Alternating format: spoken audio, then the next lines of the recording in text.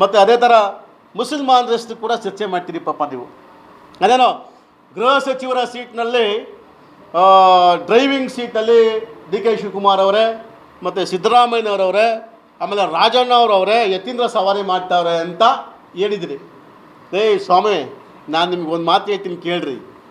Muslims ಹೆಸರು ಹೇಳ್ದ ಹೋದರೆ ಸುರೇಶ್ ಗೌಡ ನಿಂಗೆ ಮಲಗಕ್ಕೆ ತಿನ್ನಕ್ಕೆ ಅನ್ನನೂ ಸೇರಲ್ಲ, ನಿದ್ದೆನೂ ಬರೋಲ್ಲ, ಅನ್ನನೂ ಸೇರಲ್ಲ ನಿಮಗೆ. ಅವ್ರ ಹೆಸರು ಹೇಳ್ದೆ ಹೋದರೆ, ಕ್ರಿಶ್ಚಿಯನ್ಸ್ ಹೆಸರು ಹೇಳ್ದೆ ಹೋದರೆ ನಿಮ್ಗೆ ನಿದ್ದೆನೂ ಬರೋಲ್ಲ ರೀ. ಇಲ್ಲಿ ಕೂತಿರೋ ಎಷ್ಟೋ ಜನ, 100 ಜನ ನಾವು ಹಿಂದೂಗಳಿದ್ದೀವಪ್ಪ. ಸುಮ್ಮನೆ ಯಾಕೆ ಈ ಸಬ್ಜೆಕ್ಟ್ ಇಟ್ಕೊಂಡು, ಈಗ ಉದಾಹರಣೆಗೆ ಸೋಮಣ್ಣ, ಒಂದು ನಿಮಿಷ ಸರ್, ಅದು ಹೇಳ್ತೀನಿ ಸರ್, ಮಾತಾಡ್ತೀನಿ ಅದನ್ನು. ಆಮೇಲೆ ನೀವು ಪ್ರಶ್ನೆ ಕೇಳಬೇಕಾದ್ರೆ ದಯವಿಟ್ಟು ಏನು ಬೇಕಾದ್ರೆ ಕೇಳಿ, ಅದು ಉತ್ತರ ಕೊಡ್ತೀನಿ. 2 ನಿಮಿಷ ಸಾರಿ. ಆಮೇಲೆ ತದನಂತರ ಗೃಹ ಖಾತೆಯಲ್ಲಿ ಸದ್ಯಕ್ಕೆ ಯಾರೂ ಡ್ರೈವಿಂಗ್ ಮಾಡೋ ಅವಶ್ಯಕತೆ ಇಲ್ಲ.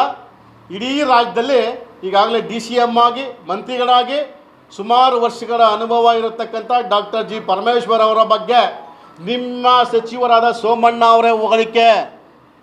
ನಾವು ಇಂಥ ಒಳ್ಳೆಯ ಸಚಿವರನ್ನ ಕಂಡಿಲ್ಲ, ಇಂಥ ಒಳ್ಳೆಯ ಉತ್ತಮವಾದ ಗೃಹ ಸಚಿವರು ಈ ರಾಜ್ಯಕ್ಕೆ ಬೇಕು ಅನ್ನೋಂಥದ್ದನ್ನ ಸುರೇಶ್ ಗೌಡ್ರೆ ನಿಮ್ಮ ಸಚಿವರು, ನಿಮ್ಮ ಕೇಂದ್ರ ಸಚಿವ ಸೋಮಣ್ಣ ಅವರು ಹೇಳಿರೋಂಥದ್ದನ್ನ ಬೇಕಾದ್ರೆ ನಿಮಗೆ ಮಾಹಿತಿ ಕೊಡಬಲ್ಲೆ ನಾನು. ನಿಮ್ಮ ಪಕ್ಷದ ಒಬ್ಬ ಸಚಿವರು ಕೊಟ್ಟಿರತಕ್ಕಂಥದ್ದು. ಇವೆಲ್ಲ ಒಂದು ಕಡೆ, ಎಲ್ಲ ಒಂದು ಕಡೆ ಇವೆಲ್ಲ ಮಾಹಿತಿ ಇಟ್ಕೊಂಡು ಮಾತಾಡಬೇಕು ಗೃಹ ಸಚಿವರ ಬಗ್ಗೆ. ಅವ್ರ ಬಗ್ಗೆ ಯಾಕೆ ಸುಮ್ಮನೆ ಮಾತಾಡ್ತೀರಿ? ರಾತ್ರಿ ಹೊತ್ತೋಗಿ ಅಧ್ಯಕ್ಷ ಹೇಳ್ತಾರೆ, ಈಗ ರಾತ್ರಿ ಹೊತ್ತೋಗಿ ಪರಮೇಶ್ವರ್ ಸಾಹೇಬರು ಕಾಲಿಗೆ ಬೀಳ್ತೀರಿ. ನಾನು ಕುಟುಂಬದ ವಿಚಾರ ಬರಲ್ಲಪ್ಪ, ನಿಮ್ಮ ಮನೆಯಿಂದ ಕರ್ಕೊಂಡೋಗಿ ನೀವು ಪರಮೇಶ್ವರ್ ಸಾಹೇಬ್ರಿಗೆ ಕಾಲಿಗೆ ಬಿದ್ದು ಏನು ಕೇಳಿದ್ರಿ? ನಾನು ಚರ್ಚೆ ಮಾಡಲ್ಲ ಆಪ್ತ ಸ್ನೇಹಿತ. ಹಾಂ, ಅದು ಹೇಳಿ ಬಿಟ್ಕೊಂಡು ನೀವು ಮಾತಾಡ್ಬೇಕು ಅದನ್ನು. ಅದ್ರಲ್ಲಿ ಏನಾಯಿತು ಅಂತ ನಾನು ಹೇಳೋಕ್ಕಾಗಲ್ಲ ಅದನ್ನು. ಹೇಳ ಅದನ್ನು ನೀವು ಮಾತಾಡ್ಬೇಕಣ್ಣ. ಆಮೇಲೆ ನನಗೂ ಅಷ್ಟೇ ಪಾಪ ಸುರೇಶ್ ಗೌಡ್ರೆಲ್ಲ ಒಂದು ಕಡೆ ನಮಗೆ ರಾಜಣ್ಣ ಅವ್ರ ಮೇಲೆ, ಗೌರಿಶಂಕರ್ ಅವ್ರ ಮೇಲೆ ಅಥವಾ ಪರಮೇಶ್ವರ್ ಅವ್ರ ಮೇಲೆ ಯಾವುದೇ ರೀತಿಯ ವೈಯಕ್ತಿಕವಾದ ದ್ವೇಷ ಇಲ್ಲ ಅಂತ ಹೇಳಿದ್ರೆ, ನಾನು ಸುರೇಶ್ ಗೌಡ ನಿನಗೆ ಹೇಳ್ತಾ ಇದ್ದೀನಿ, ಯಾವುದೇ ಕಾರಣಕ್ಕೂ ನಿಮ್ಮ ಮೇಲೆ ನಮಗೆ ವೈಯಕ್ತಿಕ ದ್ವೇಷ ಇಲ್ಲ. ನಾವು ಕೇಳ್ತಾ ಇರೋವಂಥದ್ದು ನೀವು ಕೊಟ್ಟಿರತಕ್ಕಂಥ ಆಶ್ವಾಸನೆಗಳನ್ನ ಒಂದಾರು ಈಡೇರಿಸಿ ಅನ್ನೋವಂಥದ್ದು.